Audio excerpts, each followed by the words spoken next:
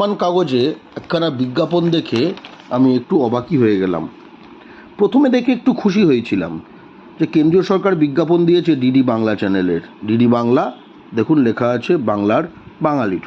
Interesting, খুশি হওয়াই স্বাভাবিক বাংলা বাঙালির এরকম একখানা অ্যাডভার্টাইজমেন্ট দেখে। কিন্তু তারপরে ভাবলাম ভারতে তো প্রতিটি ভাষার সমান অধিকার।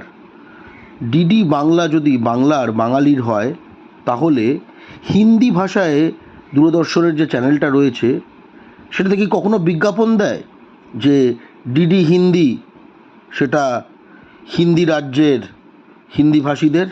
তা দেয় না, কারণ তার মধ্যেই প্রোপাগ্যান্ডা রয়েছে যে বাংলা শুধু বাংলার বাঙালির, কিন্তু হিন্দি সবার।